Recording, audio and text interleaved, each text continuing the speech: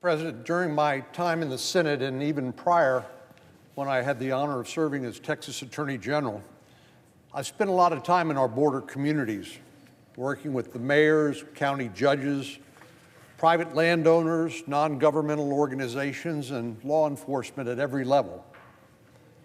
The majority of these men and women have lived along the Texas-Mexico border for their entire lives. They've witnessed the impact of policies from Washington, from different administrations. They've seen spikes and dips in migration. They've reaped the benefits of legitimate trade and commerce, and they've dealt with the consequences of security failures. In short, they've seen a lot. But virtually everyone agrees that they've never seen anything like President Biden's present border crisis. Over the first 2 years of the Biden administration, we've broken one record after another when it comes to migration. Here are some shocking statistics. U.S. Customs and Border Protection logged nearly 2.4 million border crossings during a single year. During 1 month alone, the agency encountered more than 250,000 migrants. The scope and scale of this crisis is absolutely unprecedented, and it's having a major impact on our border security missions.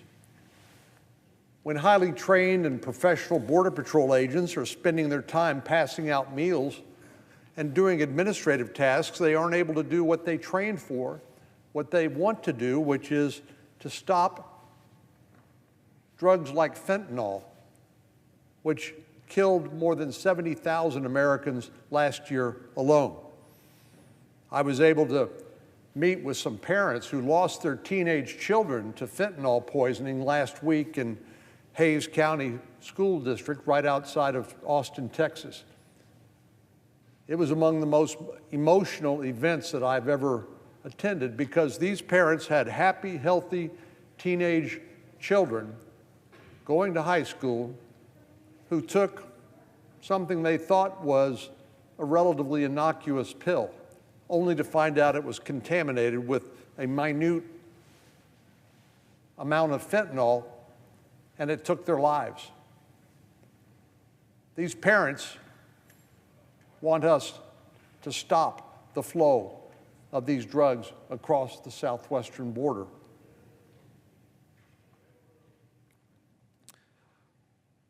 Well, when the Border Patrol is not on the front lines, they're not able to stop the transnational criminals, the cartel members, or other people on the terrorist watch list from sneaking into the United States. A few weeks ago, I traveled with a bipartisan delegation of senators to El Paso and then to Yuma, Arizona, southwestern part of Arizona, a sleepy little agricultural community. And the Border Patrol Sector Chief told us that they encountered people speaking as many as 200 languages from 176 different countries at that little sleepy border community in southwestern Arizona. Well, as it turns out, there's a major airport in Mexicali, just in northern Mexico, just across from Yuma, and people are literally flying there from around the world and turning up at the Border Patrol sector and claiming asylum, people from 176 different countries. And these are people who are exploiting the vulnerabilities in our asylum system, something that we can and we should fix. But so far, there's been no cooperation in order to fix our broken asylum system. Over the years, I've had the pleasure of taking a number of colleagues to the Texas southern border to see these dynamics up close and learn from the experts on the ground. The distinguished presiding officer works in or comes from a border state, and I must say my impression is that for many people who don't live in a border state or have the experience that we have as border state senators, most of what they think they know about the border they've learned in movies or by reading novels. In other words, it's not reality. Well, that's why it's so important to go to the border. As I mentioned, in January, a bipartisan group of 7 of our colleagues joined me in El Paso and then Yuma. But in El Paso, a place where President Biden finally visited the day before we got there, the circumstances were so severe that migrants were sleeping on city sidewalks in freezing temperatures because shelters were at a capacity. They've been overwhelmed like everything else on the border. My colleagues were able to see themselves the impact of this crisis on law enforcement, on the nonprofit organizations like Catholic Charities and others who are trying to help these migrants in very difficult circumstances. It was a busy and productive trip, but I'm eager to return this evening to the Texas southern border with another group of colleagues. Senator Thune from South Dakota, Senator Wicker from Mississippi, Senators Fisher and Ricketts from Nebraska, and Senator Britt from Alabama will join me for a series of tours and meetings in the Rio Grande Valley starting this evening. We'll receive a tour of the border from some of the dedicated law enforcement officials who protect it. We'll get an up-close look at one of the Border Patrol's processing centers and learn more about the challenges they're facing due to the sheer volume of migrants crossing the border every day. Now, one reason for this increased volume is not because of increased poverty or violence in communities in Mexico or Central America. It's because of what the Border Patrol calls a pull factor. That is the impression that you can come to America's doorstep and you can make your way into the United States and live the rest of your life because there are no consequences to coming to the United States outside of a legal, orderly, humane process. That's why we're seeing this unprecedented border crisis as a result of those policies and that perception, which is reality. We'll talk to local law enforcement officials as well, the sheriffs, the landowners, private landowners, on how this flood of humanity is impacting their communities. We'll receive briefings from federal, state, and local law enforcement about efforts to secure the border. We had Attorney General Garland testify in front of the Judiciary Committee yesterday, and we asked him about the 108,000 Americans who died as a result of overdoses from drugs that come across the southwestern border. And he said, well, we're doing everything we can. And then eventually he said, well, we need more money. And then he said, well, this isn't really my job. He said, that's the job of the Department of Homeland Security. In other words, he was passing the buck, and meanwhile, the flood of humanity continues, and the flood of deadly drugs continue as well. But it's important that as many senators as possible see and understand the dynamics of what's happening. If we're going to have a shot at fixing this mess, which can only happen on a bipartisan basis, then everyone needs to know what we're up against. I appreciate my colleagues, these colleagues, as well as other colleagues who've taken the time to visit the border and learn from the people who know it best.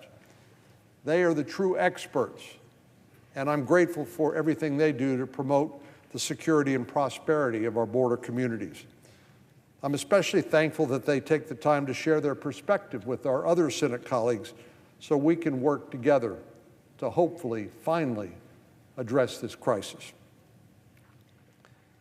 Mr. President, on another matter, today is Texas Independence Day, a day for Texans to celebrate our unique history and honor the brave men and women who shaped it. It was 187 years ago, on March the 2nd, 1836, that Texas adopted its Declaration of Independence from Mexico. If you read that Declaration of Independence in 1836, it bears a lot of similarities to what our founding fathers declared when they declared their independence from England. But independence from Mexico happened in the context of a struggle that is perhaps best remembered by the Battle of the Alamo, which laid some of the groundwork for eventual victory. One courageous defender of the Alamo was a man named William Barrett Travis, a lieutenant colonel in the Texas Army. During the battle, his fellow soldiers were outnumbered 10 to 1 by the forces of Mexican dictator Antonio Lopez de Santa Anna.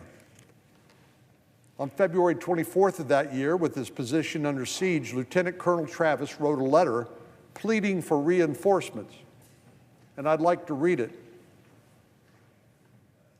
It was addressed to the people of Texas and all Americans in the world. Fellow citizens and compatriots, he wrote, I am besieged by 1,000 or more of the Mexicans under Santa Anna. I've sustained a continual bombardment and cannonade for 24 hours, and I have not lost a man. The enemy has demanded a surrender at discretion. Otherwise, the garrison is to be put to the sword if the fort is to be taken. I've answered the demand with a cannon shot, and our flag still waves proudly from the walls. I shall never surrender or retreat. Then I call on you in the name of liberty, of patriotism, and everything dear to the American character to come to our aid with all dispatch. The enemy is receiving reinforcements daily and will no doubt increase to 3,000 or 4,000 in 4 or 5 days. If this call is neglected, I'm determined to sustain myself as long as possible and die like a soldier who never forgets what is due to his own honor and that of his country. Victory or death. Signed by William Barrett Travis. Well, the Travis letter is one of the most treasured documents in Texas history, and it lays bare the ideals and character of the people who founded our state.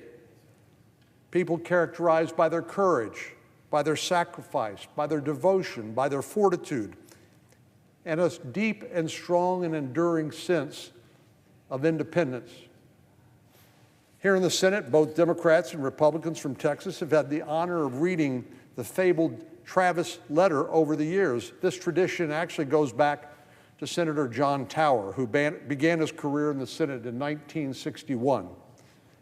I'm glad that tradition continues today to ensure that the words of William Barrett Travis live on, and the generations of Texans and Americans can appreciate the courage and sacrifice they demonstrated at that time. So today I'd like to express my gratitude for these Texas patriots, many of whom would later serve in the United States Congress, including Sam Houston, whose Senate seat I'm honored to now occupy. Their courage and sacrifice will never be forgotten. Mr. President, I yield the floor.